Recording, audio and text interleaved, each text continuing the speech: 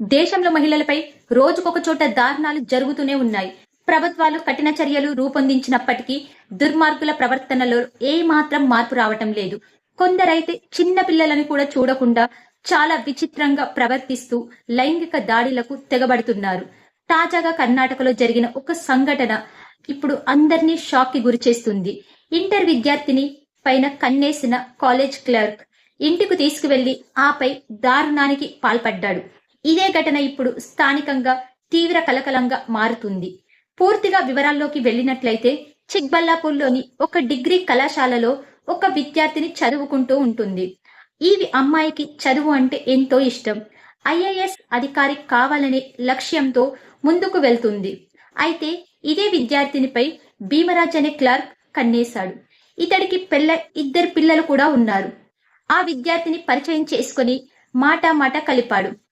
IAS అధికారిని కావాలనుకుంటున్నా నీకు పూర్తి గైడెన్స్ ఇస్తానని నమ్మించాడు. అతడి మాటలు విన్న ఆ యువతి నిజమేనని భావించింది. ఇంకేముంది, దీన్ని ఆసరాగా భావించిన అతగాడు తన ప్లాన్ అమలు చేసుకున్నాడు. ఎలాగైనా సరే ఈ యువతిని లోబరుచుకొని కోరిక తీర్చుకోవాలనుకున్నాడు.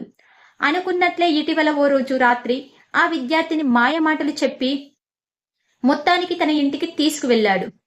అనంతరం ఆ యువతి పైన అత్యాచారం చేసి దారుణానికి ఒడిగట్టాడు.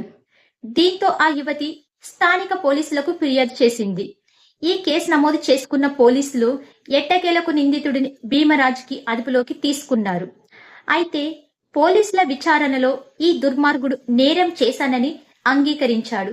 కానీ మోసానికైతే బలైపోయిన విద్యార్థి, చాలా ఆశలు పెట్టుకున్న తల్లిదండ్రుల కలలు ఎలా చెరిగిపోయాయి అంటే ఇటువంటి వాళ్ళకి ఎటువంటి శిక్ష విధించాలి, ఇటువంటి ఘోరాలు నెరలు జరగకుండా ఉండడానికి సమాజంలో అమ్మాయిలు ఎలా ఆలోచనలతో ఉండాలి అనేదాన్ని కామెంట్ సెక్షన్ లో తెలియచేయండి.